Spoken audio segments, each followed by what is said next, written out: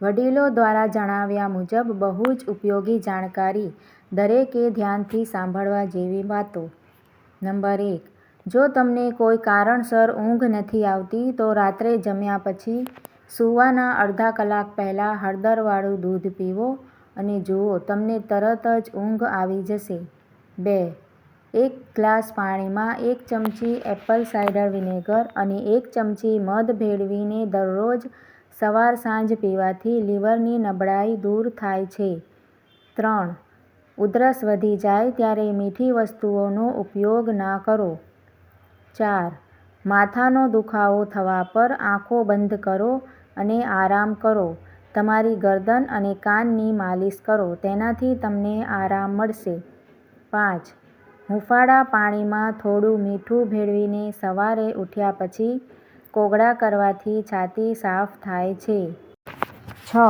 હાથ પર શાહીનો ડાઘ હોય તો લીંબુનો રસ હાથ પર ઘસવાથી ડાઘ દૂર થાય છે. 7. વાળ પર જીરાનો પાણીનો ઉપયોગ કરવાથી વાળ તૂટતા અટકાવે છે અને ડેન્ડ્રફથી પણ ઘણી હદ સુધી રાહત મળે છે. 8. જો તમને ઈજા થાય અને લોહી નીકળવા લાગે તો તેના પર બરફનો ટુકડો ઘસો, તેનાથી રક્તસ્રાવ બંધ થઈ જશે. 9.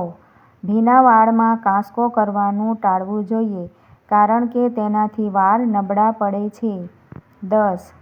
જો ચહેરા પર પિમ્પલ્સ દેખાવા લાગે તો તાજા લીમડાના પાનને પીસીને પિમ્પલ્સ પર લગાવો, તેનાથી તમને આરામ મળશે. 11.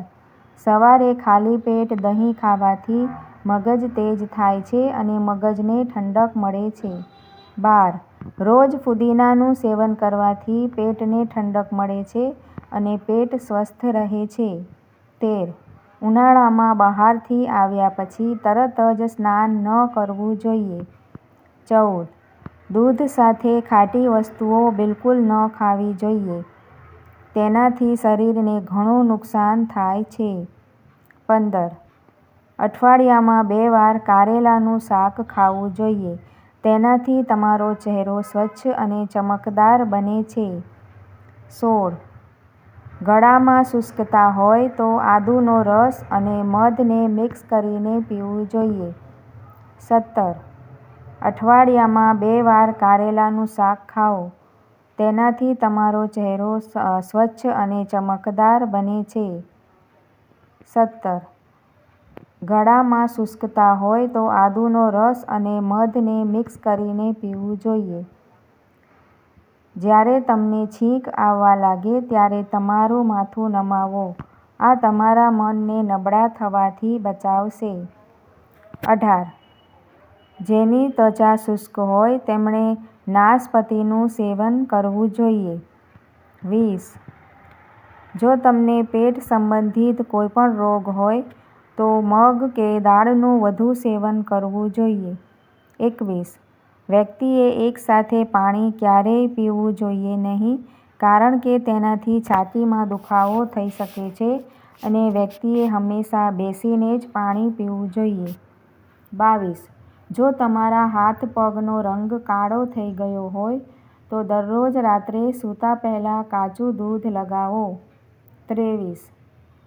વધુ પડતી ચા પીવાથી દાંતના દંતવલ્ક એટલે કે દાંતના એનેમલ પર ખૂબ જ ખરાબ અસર પડે છે. 24. જે લોકોને વારંવાર પેશાબ આવતો હોય તેમણે કાચા મૂળાનું સેવન કરવું જોઈએ. 25. ફેટી લીવરના દર્દીઓએ દૂધનું સેવન બિલકુલ ન કરવું જોઈએ. 26. કેરી ખાધા પછી લીલા મરચાંનું સેવન ન કરવું જોઈએ. 27. વધુ પડતા ચોખા ખાવાથી ડાયાબિટીસ થઈ શકે છે. 28. કોઈપણ ખાટી વસ્તુ ખાધા પછી પાણી ન પીવું જોઈએ, તેનાથી પેટમાં સોજો આવે છે. 29. સવારે ઉઠતાની સાથે જ મોબાઈલનો ઉપયોગ કરવાથી માથાનો દુખાવો થાય છે. 30. દરરોજ સવારે ઉઠતાની સાથે જ તમારા વાળમાં કાંસકો ફેરવવાથી તમારા વાળ ઓછા તૂટે છે અને મજબૂત પણ બને છે. 31. વારંવાર પેશાબ આવવાની સ્થિતિમાં શેકેલા ચણાનું સેવન કરવું જોઈએ. 32. તમારા આહારમાં દરરોજ દહીં અથવા છાશનું સેવન કરો. તેનાથી યુરિન ઇન્ફેક્શન અટકે છે. 33. ટામેટાનો સૂપ પીવાથી વજન ઘટે છે. 34. બળી ગયેલા વાસણોને સાફ કરવા માટે ડુંગળીને કાપીને તેને પાણીમાં ઉકાળવાથી વાસણો સંપૂર્ણપણે ચમકી જશે. 35.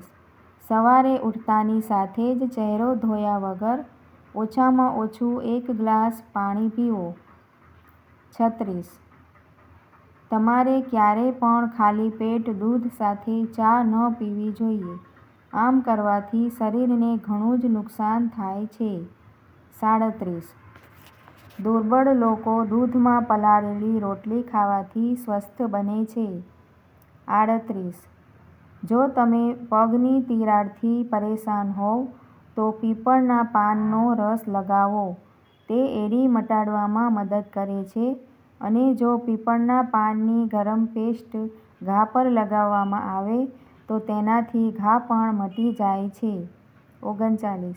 જે સ્ત્રીઓ ભેંસના દૂધમાં પલાળીને ચણા ખાય છે તેમનું પાતળાપણું દૂર થાય છે અને તેમના શરીરને શક્તિ મળે છે. 40. સફરજનના રસમાં આદુનો રસ ભેળવીને પીવાથી ટાઇફોઇડ જેવા તાવમાં રાહત મળે છે. 41. જો તમને કબજિયાતની સમસ્યા હોય તો દરરોજ સાંજે પપૈયાનું સેવન કરવું જોઈએ. 42. જો તમારી ઊંચાઈ નથી વધી રહી તો વધુને વધુ વિટામિન ડીનું સેવન કરો. 43.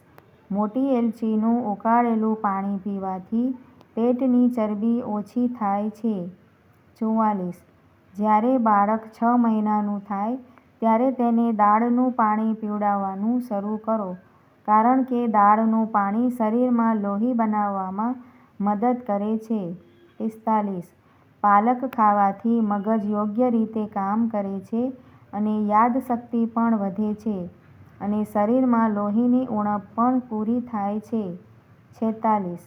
પપૈયું ખાવાથી પેટ અને વજન ઘટાડવા માટે ખૂબ જ સારું માનવામાં આવે છે. સવારે ખાલી પેટ પપૈયાનું સેવન કરવાથી પેટ સંબંધિત ઘણી સમસ્યાઓથી બચી શકાય છે. મિત્રો, આજના વિડીયોમાં આટલું જ. ફરી મળીશું એક નવા વિડીયોમાં. જો તમને મારા વિડીયો ગમતા હોય તો તેને લાઇક, શેર જરૂરથી કરજો અને આવી બીજી વાતો જોવા માટે મારી ચેનલને સબસ્ક્રાઇબ જરૂરથી કરી દેજો. વિડીયો જોવા માટે તમારો ખૂબ ખૂબ આભાર.